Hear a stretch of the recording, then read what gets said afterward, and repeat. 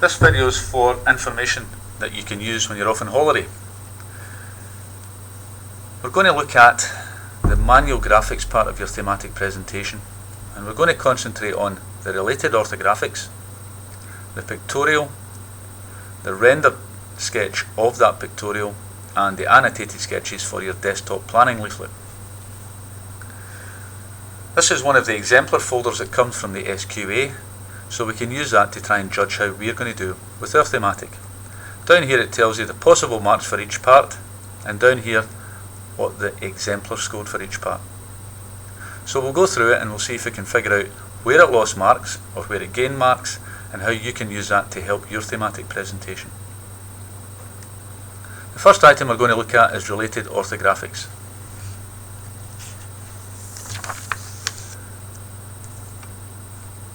Here is a related orthographic for this project. You should recognise it's a stapler, and it seems to be set out properly.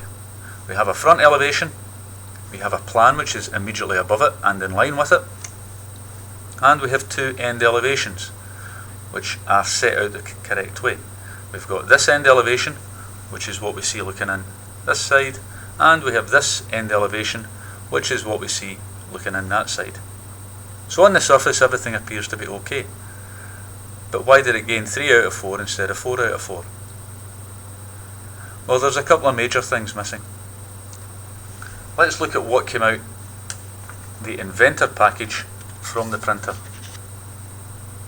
Here's one of the drawings that came out of it. So we have an elevation and we have a plan. Here's one of the main things that was missing from the hand-drawn one. We don't have this symbol, and you should remember this is called the third angle symbol. And what that does is it tells the viewer of the drawing in what way that it's been set out. We set it out in third angle, but there are alternatives to that, one of them being first angle. So it's important that you put that on there as a code to tell the viewer of the drawing how it's been set out. Another thing that was missing from our hand-drawn, but is on the printout, is information about the scale. In this case it says it's drawn on a scale of 1 to 1, which again you should know means it's been drawn actual size. Once again, if we go back to our hand-drawn orthographic, there's no indication on here about what the scale is. Now we could put the ruler on there and measure that and find out that actually it is 127, and we could then deduce that it's been drawn at a scale of 1 to 1. However, for the drawing to be proper and to get the full set of marks, it should have an indication of the scale. This one doesn't, hence it's lost some marks. Let's look at the dimensioning of it. It has a number of dimensions on it, but it's not been over-dimensioned. The dimensions appear proper. We have leader lines which don't touch the object, they stop just short of the object. And we have the dimension line itself with filled in arrowheads, and the text either above the line, or if it's a vertical dimension, set to the left hand side of the line so that it can be reading from the right. We have a diameter dimension, but what we don't appear to have are any radial dimensions or any angular dimensions. So it falls short of showing all the proper dimension types. There are places that you could have put a radius. There's a possibility of putting a radius dimension in there, and there may have been a possibility of putting an angle on perhaps this sloping surface here. So an opportunity was missed here to get all the dimension types. Note it does have end elevation, elevation, plan, sectional end elevation properly annotated. So most of the drawing is right, but what was missing? Third angle symbol, proper datum line, and a full set of dimension types. Make sure when you're doing yours that you cover all of these to make sure you get the maximum number of marks. Also, when you're doing it, think about what kind of additional detail you would like to put on your drawing. For example, this person has decided they would like a sectional elevation. Maybe your object doesn't lend itself to that. Perhaps you would prefer to have an exploded view or a zoom. In this case, there's lots of scope for zooming in here. There's lots of little details which could easily have used a zoom view. So think about, what does your drawing have on it, and what kind of additional views are you going to put on it? Related orthographics, remember, scored possible 4 marks. This scored 3. With an extra 15 minutes work, this could easily have done 4. Next on our list is a pictorial view, or a 3D view. In this case, what the student used was, we can see vanishing point 2 and vanishing point 1, so straight away you should be thinking that must have been some kind of perspective. And it is the case, it does look like a perspective sketch, wider at the front, narrower at the back. However, it's not the best perspective sketch. Maybe an isometric would have given an easier option for that one. The student could have drawn a little isometric crate and then done the stapler inside it. Remember, once you've done one good line sketch, you can trace it as many times as you like because it's your work. What you can't do is trace one that you've printed out from another source. It has to be your work. So that's a line sketch. We've said it isn't terribly impressive. Hence, when we look at the marking scheme, pictorial view, possible 4 marks, that one gained 2. It would have gained some marks if it had been slightly bigger because it is quite small, and if there was slightly more detail in it and better presented. This student did use this line drawing. They traced it through again, and then they rendered it.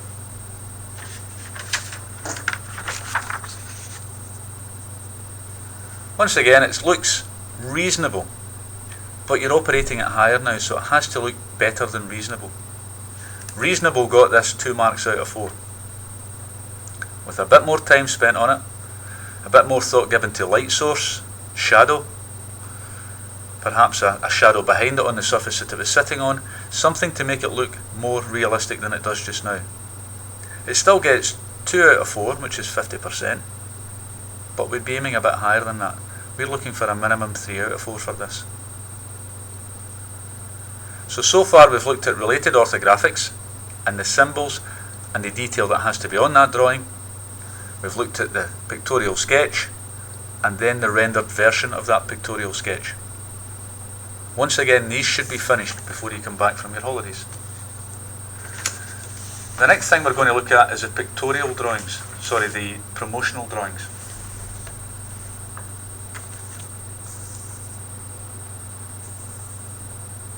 These are your leaflets. The only part we're going to look at is the annotated sketches part. We're not going to get as far as drawn visual. So it's simply the first ideas that we're aiming for. Again, a possible 4 marks, and this one gained the full 4. So there must be something quite good about this one.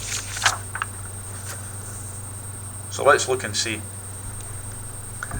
First thing is, we have 2 options.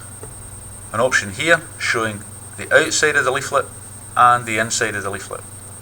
And a second option here showing outside and inside. We have a little sketch here that you can just make out that tells us what the design of the leaflet is. Now in this case it happens to say they are both the same design, but we know now that we have to have 2 different types of design. So that could be a 3-fold, and perhaps that one should have been a Z-fold or a gatefold. We've got use of colour. It's obvious to see that that's a gradient fill. We've got that theme at the corner again, and we have some little pieces of information around the outside which are quite difficult to see on this film, but the idea is that you annotate to make it absolutely clear what you're looking for. In this case, you can see the star here, and we have a little annotation at the bottom that says star creates visual impact. We have an indication of what the text might be. It says it's ghost size 24. Down here we have a little annotation that says text boxes with a white background, and again an indication of what the font might be. Down here we've got a term called bleed. Now why don't you see if you can find out what that term means? Be careful when you're setting out your sketches. Think about how the leaflet goes together. Think about where the front is going to be and where the back is going to be. Think about what's normally on these. The front cover should be visual impact.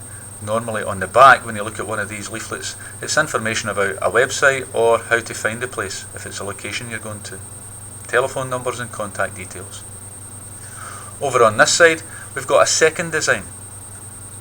Again, it's giving an indication of the font. It says Ghost Font Size 20. Up here it says text on other projects. You don't have to say what the text is. You just have to say where the text is going to be. You can decide on the actual content of the text later on. Down here it says we're going to have a slogan. We're going to have an image of the front of the stapler. We're going to have a map. We're going to have text of where to buy it. Some bullet pointed information. So you don't have to have all of your information available for you just now. You just have to decide where that information, when you get it, is going to appear on your leaflet. 4 out of 4 this got, because it gives indications of the design, it gives indication of the colour to be used, it gives an indication of where the placement is of all the details. The design works because when you fold it together, the front is on the front and the information is on the back. This here is going to be the back of the leaflet. So the design works. Didn't take an awful lot of time, but it got 4 marks, which is what you're aiming for. Now you need to spend the time over the holidays so that when you come back, this is all done on A3 paper. It's on A4 here for convenience, but when you do it, you have to do it on A3. Your related orthographics have to have all the symbols and all the dimensions done properly, and your thumbnail sketches have to have enough information that if you were showing this to a client, they could then go on and make some kind of decision about what final leaflet design they would like. Don't waste your holidays doing nothing, or watching Jerry Mikhail, or eating sweeties on the couch. Do something useful.